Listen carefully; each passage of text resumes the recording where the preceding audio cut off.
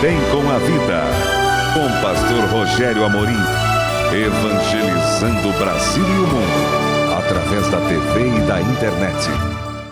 Bom dia, bom dia, bom dia, um dia muito bom é o que eu desejo a você, a sua família, que a graça de Deus seja com você, que o poder de Deus esteja na sua vida, na sua casa, nas suas atividades, porque isso é o que mais nós desejamos a vocês. Para isso nós estamos aqui diariamente, aqui na Central TV, canal 25 da NET. Todos os dias nós estamos aqui para falar do amor de Deus. Não estamos aqui para fazer proselitismo, não estamos aqui para alugar a cabeça de ninguém com relação a isso ou aquilo, ou arrancar você da sua igreja. O propósito não é esse. O propósito é falar do amor de Deus. Porque o Evangelho é o poder de Deus para a salvação, para o socorro, para a transformação de todo aquele que nele acredita. Então a gente vem com este propósito de trazer uma mensagem de fé, de esperança, de amor, que jogue você para cima, que ajude você a sair dessa situação que você está, mas evidentemente também para convidar você e a sua família para vir nos conhecer aqui em Campo Comprido, Ecoville, na Quadrangular. Você vai conhecer um templo muito bonito, um dos templos mais lindos da Quadrangular em todo o Brasil, com certeza, não é isso? Uma área de 10 mil metros aqui, com um amplo estacionamento fechado, todos os departamentos que uma igreja pode ter, de mamando a caducando, como a gente diz, não é isso? Crianças, juniores, jovens, adolescentes, casais, terceira idade, enfim. O que você precisar, você vai ter aqui. A Universidade da Família, cursos maravilhosos de aprofundamento no conhecimento das Escrituras, Escola Bíblica Dominical, Instituto Teológico, né? Discipulados diversos, afinal de contas, não é isso? Sábado, por exemplo, nós temos 3 cultos simultâneos. Nós temos, além de um grande templo, nós temos 2 capelas lindas lá embaixo, todas equipadas. No sábado à noite temos numa culto dos adolescentes, noutra culto dos jovens e aqui o grande culto da vitória na igreja propriamente dita, não é isso? E temos culto todos os dias, como temos programa aqui na Central TV todos os dias, agora eu vou ter que ler, né?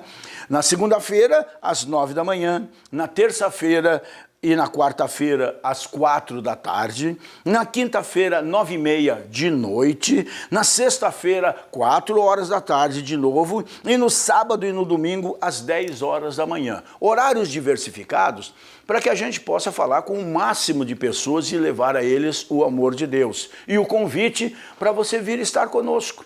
Esse mês que nós estamos vivendo, termina com a Páscoa, né? Com a semana do Calvário, que eu chamo.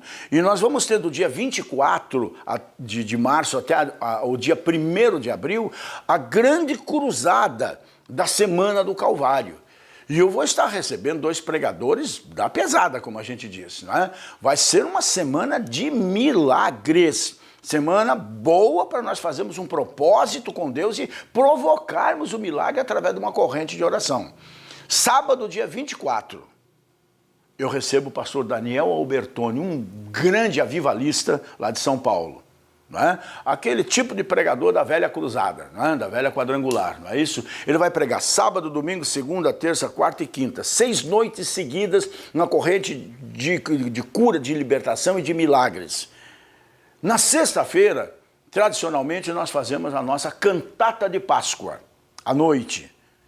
E no sábado e no domingo, encerrando à noite, eu recebo um outro pregador, esse internacional, né? Pastor Geraldo Denardi, cuja família pertence aqui à igreja, né? Mas ele vive viajando o mundo em grandes concentrações de fé e é um homem muito usado por Deus em milagres, em curas, em libertações. Ele prega no sábado e no domingo, ou seja, dia 31 e dia 1º de abril. E no domingo, 1º de abril, no culto da manhã, que é a manhã do Espírito Santo, nós queremos fazer a manhã da ressurreição. Um programa diferente, um culto diferente, celebrando o que nós temos que celebrar. Eu não tenho que ficar chorando um Jesus morto, um defunto, por uma razão muito simples. Ele não está morto, ele matou a morte, não é? Nós celebramos a ressurreição dele.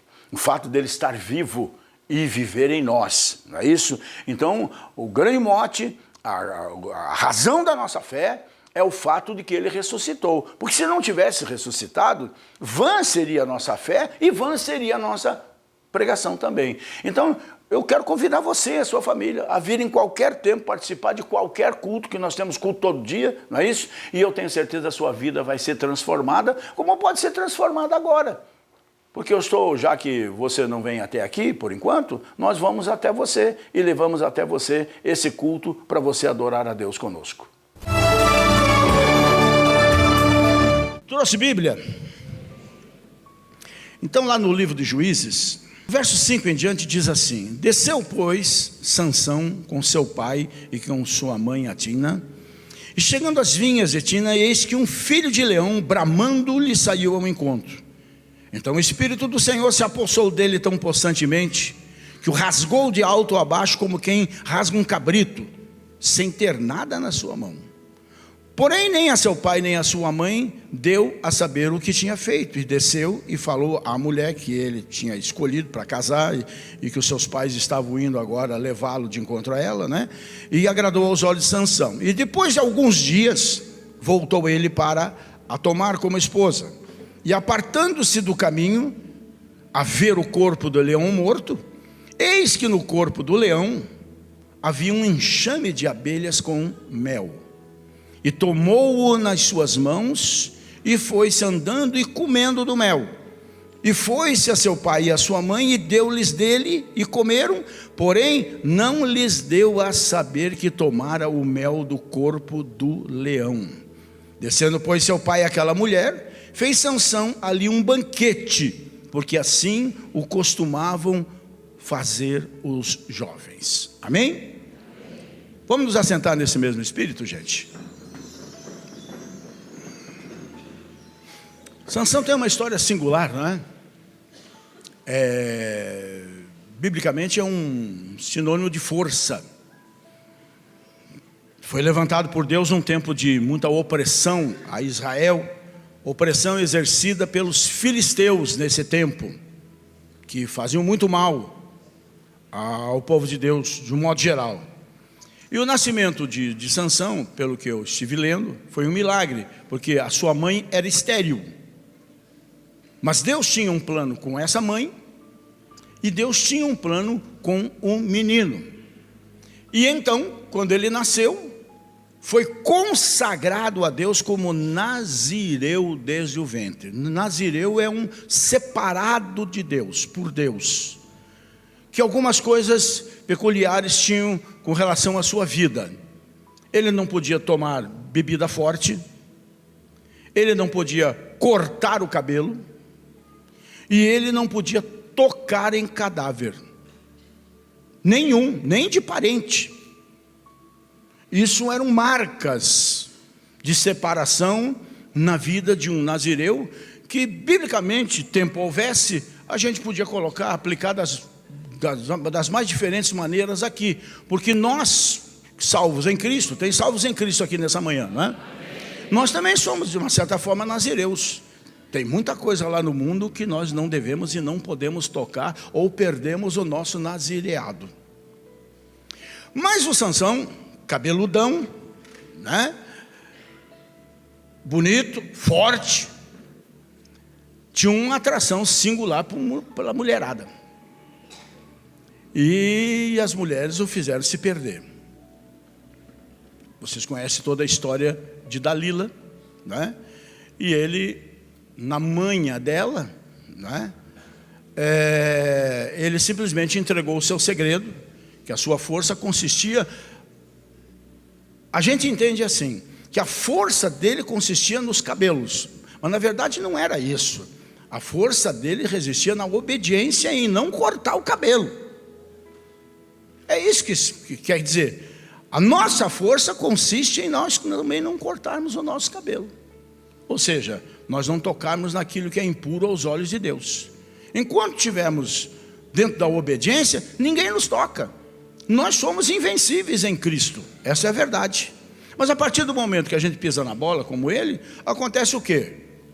Vieram os soldados, ele tentou enganar Dalila várias vezes. Não, me amarre com corda nova, não, me amarre com corda de vime, e assim por diante. Era tudo brincadeira, mas essa história de brincadeira com o pecado, com o erro, com o capeta, né? Isso aí não funciona muito. Aliás, não funciona nada. Mas dia menos dia, ele nos derruba. Foi o que aconteceu com Sansão. Num momento de distração, ele entregou a rapadura para os bandidos, né? E então os soldados vieram e simplesmente o amarraram sem muito esforço, porque ali só estava a força de um homem natural, um lutador de MMA, que 2 ou 3 dominam. Um não domina, mas 2 ou 3 dominam. E simplesmente o amarraram, o levaram preso. E o prazer daquela gente era humilhar, primeiro, o Deus de Sansão, e isso que foi o pior. E segundo, o próprio Sansão, porque de uma feita, numa oportunidade só, ele matou 1000 filisteus. E a arma que ele usou foi uma queixada de burro que ele encontrou, não tinha outra coisa, mas vai com isso mesmo, não é isso? Ele humilhou os inimigos por muitas vezes, porque a sua força era desproporcional, até porque ela era sobrenatural. Quando o Espírito do Senhor se apoderava dele, não tinha para ninguém. E então, simplesmente o pegaram, furaram seus olhos, o deixaram cego, o amarraram numa pedra de moinho, que ficava girando, pedra que ia moendo os grãos, pedras enormes de pedra, de materiais assim, né, extremamente pesados, né, faziam aquela roda, e ele ficava ali o dia todo, dando em volta de si mesmo. Tudo isso tem grandes significados, mas não é o que eu quero colocar aqui nessa manhã, não é isso? Até o dia que só teve um jeito dele vencer, dele voltar para Deus e dele vencer os seus inimigos. Numa grande festa, num banquete, para zombarem do Deus de Sansão, que é o nosso Deus, simplesmente o trouxeram, fizeram-no dançar, essa coisa toda, e ele pediu para alguém, para um menino, para alguém, não é? Cego, que estava, ele pediu, me bota perto do pé direito desse negócio aí. A Bíblia diz que só no telhado, na parte de cima, tinha mais de 1000. Fora todos os príncipes filisteus, as autoridades filisteias estavam todas reunidas ali. Então, como se fosse esse templo, em algum lugar tinham 2 colunas, uma ao lado da outra, que sustentava toda aquela estrutura. E ele só pediu que fosse colocado entre elas. E então, simplesmente com as 2 mãos, ele botou tudo aquilo embaixo, não sem antes dizer: morra eu e os filisteus.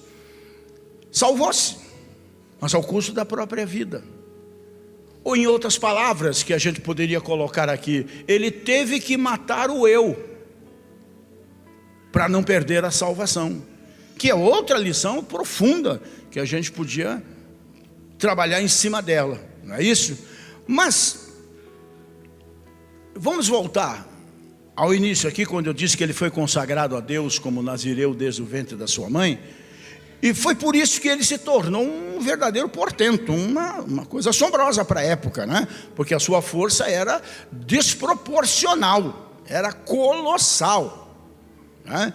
Ele era um jovem prodígio, um verdadeiro gigante, um homem absolutamente imbatível no mano a mano, principalmente, né? Mas, como eu disse, seu único problema era não conseguir dominar os seus impulsos, as suas tendências, as suas paixões, as suas vontades, as suas vaidades, os seus orgulhos e assim por diante. E um dia ele viu, como no texto que nós lemos, só 1 ou 2 versículos a respeito disso aqui, ele viu uma moça, uma filisteia muito bonita, e disse ao seu pai: eu vi uma mulher em tal cidade, uma das filhas dos filisteus, e eu quero que você vá lá, pai, converse com os pais dela e a traga para mim como esposa, acerta tudo para a gente casar, porque me apaixonei por ela. E o seu pai disse: não, Sansão, você é filisteu, entre outras coisas, também você não pode, e por ser filho de Deus, um hebreu, você não pode se envolver com mulheres de outras nações, principalmente sendo essa nação inimiga de morte da nossa terra. Mas Sansão não ouviu. E como lemos, No caminho, um pequeno leão, um leão novo, né? Rugindo, veio de encontro a ele, e Sansão, simplesmente, com a sua força descomunal, pegou pela boca e o rasgou, é o que diz a Bíblia aqui. E depois de algum tempo, quando ele volta com o seu pai, para ir de encontro à mulher que o pai tinha negociado lá com seus pais, aquela coisarada toda, dote, essas coisas que antigamente tinha, né? Ele passou pelo mesmo local, e aí ele, curioso, foi dar uma olhadinha no corpo do leão morto, que há poucos dias atrás ele tinha matado. E para surpresa dele, na caveira do leão, no corpo do leão, né, no cadáver do leão, estava ali um enxame de abelhas que já tinha produzido algum mel, e Sansão não pensou duas vezes. Pegou o favo de mel que estava no corpo do leão e saiu andando e comendo. Mas nós entendemos que Sansão não poderia fazer aquilo por uma razão muito simples. Ele era nazireu, e para ele pegar o mel de dentro do cadáver do leão, ele tinha que tocar no cadáver. Primeiro erro. A gente lembra de Pedro, que quando negou a Jesus, não foi assim de imediato, coisas foram acontecendo, não diferentemente na nossa vida. E hoje é uma manhã de reconciliação, é uma manhã de celebração, é uma manhã de, em memória de Jesus, participar da sua ceia, do seu corpo, do seu sangue. Hoje é uma manhã que pertence realmente àqueles que estão em comunhão com Deus, que vem para celebrar. Mas é uma manhã também de reencontro, como eu disse, de reconciliação, de buscar o perdão, de buscar a ajuda de Deus, a cobertura do sangue de Jesus, lavar as suas vestes no sangue do Cordeiro, branqueá-las para termos um mínimo de dignidade de estar à mesa para sermos servidos pelo Senhor. E isso não é tão complicado assim. Basta matar o eu, basta se arrepender, basta confessar, basta se reconciliar, basta voltar para a vida, afinal de contas, né? Basta reconhecer que em algum momento tocamos com um cadáver, tocamos em algo impuro, tocamos em algo que, como filhos e filhas de Deus, nós não deveríamos tocar. Por quê? Porque quando ele tocou no cadáver, ele quebrou ali o primeiro voto da sua consagração a Deus. Ele procurou doçura, né? O mel, na podridão, num cadáver, provavelmente ainda cheirando mal, porque afinal não vai se decompor da noite para o dia, principalmente um leão que tem uma pele grossa como aquela, não é isso? Ele comeu mel da caveira de um leão, e da mesma forma, muitos de nós ainda hoje estamos procurando prazer, alegria, doçura, como eu disse, né? Naquilo que não é puro. Por isso, à medida que vamos caminhando por esse caminho perigosíssimo, como Sansão estava caminhando, estamos caminhando para o nosso fim, estamos caminhando para a nossa derrota, estamos perdendo a unção, estamos perdendo a nossa paz, e tudo isso porque estamos perdendo a nossa intimidade com Deus. Não há vida fora de Jesus, nós não podemos nos afastar dele. Vai ser angústia, vai ser tristeza, vai ser desassossego, vai ser falta de sono, vai ser família desarrumada, vai ser emprego perdido, vai ser ministério arrebentado, se nos afastarmos, né? E a Bíblia diz claramente que um abismo chama outro abismo. É assim que funciona, né? E porque Sansão quebrou o primeiro voto do nazireado, ele acabou abrindo a porta para outras quedas. Já caiu ali mesmo, que tinha um amigo meu que dizia assim: quem está no inferno não custa dar um abraço no diabo, né? É mais ou menos isso, né? Então a coisa vai caminhando, né? Abriu a porta para mais quedas, para mais desassossegos. Na festa de casamento dele, nós lemos aqui, né? com vergonha de assumir sua posição de nazireu, Sansão fez o que não podia fazer. Ele fez um banquete. Banquete, gente, se pressupõe, era um costume entre os moços de então, né, principalmente os filisteus. Banquete significa comida e bebida. E a outra coisa que ele não podia fazer, ele preferiu imitar a moçada da época, né, a posicionar-se como um ungido de Deus. Então, além de não tocar em cadáver, um nazireu não podia beber vinho. Era esse o propósito. E ele sabia disso. Mas Sansão quebrou mais esse voto de consagração por não ter forças para ser diferente e fazer, portanto, a diferença. E daí para frente, a sua vida foi sempre de queda em queda, de tropicão em tropicão. Se você continuar a leitura, você vai ver que ele se envolveu com uma prostituta logo em seguida. Porque a mulher que ele escolheu, lá no começo, foi dada a outro, pelo pai dela. E aí então ele se envolve com uma prostituta, e um pouquinho mais na frente, ele se afeiçoa, se apaixona, fica doidão por uma mulher chamada Dalila. Tudo preparado pelo inimigo de Israel e pelo inimigo dele próprio por ser um nazireu. E essa mulher, muito astuta, seduz Sansão, arranca dele na manha, né, a confissão acerca da origem daquela força descomunal dele que estava no cabelo. E o nazireu, como eu já disse, não podia cortar o cabelo. Com certeza eu não seria nazireu nunca, né? Mas a cabeça de Sansão acabou raspada. Ele estava com 7 tranças bonitas, parecia um cantor de reggae, eu acho, né? 7 tranças, devia ser meio Bob Marley, né? Da época, afinal de contas, né? Simplesmente a cabeça dele, as 7 tranças foram cortadas por Dalila enquanto ele dormia no colo dela. Consequentemente, esse moço, que era um prodígio na sua época, um motivo de honra para o povo de Deus e para o próprio Deus desse povo, não é isso? Esse jovem prodígio perdeu completamente a sua força, e o pior, está escrito, o Espírito se retirou dele. E isso é o que acontece quando nós entramos na contramão de Deus, na desobediência, no caminho do erro, do pecado. O Espírito simplesmente se retira de nós. Então, restou o que a Sansão? Cair nas mãos do inimigo.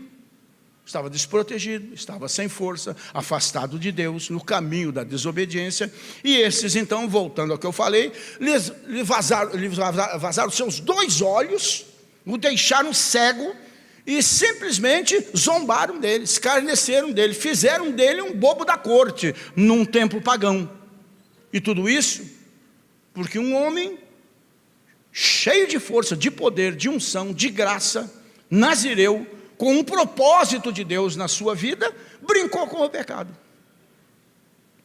E o pecado, evidentemente, arruinou sua carreira, sua vida, sua família, toda ela, afinal de contas, arruinou o seu país e envergonhou o seu Deus. Ele não escutou conselhos e só fez coisa errada na vida. Sansão fez pouco caso dos seus votos de consagração e perdeu toda a sua força. Como muitos que fazem pouco caso da salvação em Jesus. Ah, meu Deus, é bom não falar, deixa quieto para lá, né? Perdeu sua força, perdeu sua visão, perdeu também a própria dignidade, e perdeu o mais precioso, a sua própria vida, não é? Foi vocacionado para ser o libertador em Israel, e acabou cativo, porque brincou com coisas que ele jamais poderia brincar, como nós jamais devemos brincar com as coisas de Deus, com sua igreja, com sua palavra, com o nosso testemunho, com a nossa intimidade com ele, né? Sansão simplesmente desprezou os princípios de Deus. O nome de Deus foi insultado num templo pagão. Tem filhos e filhas de Deus aqui nessa manhã? Amém. Tem gente remida e lavada pelo sangue de Jesus aqui? Amém. Então nós não podemos voltar para trás. Nós vamos envergonhar o nosso Deus diante da família, diante dos vizinhos, da sociedade, no colégio, na fábrica, no escritório, na igreja. É Deus que está sendo humilhado na nossa vida quando nós voltamos atrás, pisamos na bola, vendemos o nosso nazireado, como o Edom lá, né? O irmão de Jacó, que vendeu a primogenitura por um prato de lentilha. Nós não temos mais esse direito. Por isso está escrito, nós temos que olhar para frente e para o alto, rumo à soberana vocação, olhando sempre para aquele que é autor e consumador da nossa fé. A vida de Sansão é um grito de alerta para a nossa geração, para o nosso tempo, para o nosso hoje, né? Há muitos jovens, né, que a semelhança de Sansão, não escutam seus pais, são quadrados, são antiquados, são de outro tempo. E esses jovens, mesmo sendo consagrados a Deus, apresentados no altar, como a Valentina foi aqui nessa manhã, os filhos da promessa, vivem flertando com o mundo, vivem flertando com o pecado, amando o mundo, sendo amigos do mundo, conformando-se com o mundo. Em outras palavras, estão procurando mel na caveira do leão. Estão procurando doçura onde só existe amargura, e depois é tarde demais. Então é tempo da gente rever o que somos ou não somos? Porque se Deus não for Senhor de tudo na nossa vida, Ele não é Senhor de nada. E isso explica porquê dos nadas nas nossas vidas. Então é tempo de acordar para a realidade. O profano e o sagrado está muito misturado, já ninguém mais sabe o que é o quê. Por isso eu sou esse pastor chato de vocês aqui. Por isso esse altar aqui está vazio. Quer dizer, não está vazio, nunca esteve tão cheio da glória de Deus. Porque aqui está vazio de vaidades. Que só tem um, que é Ele, o Senhor, né?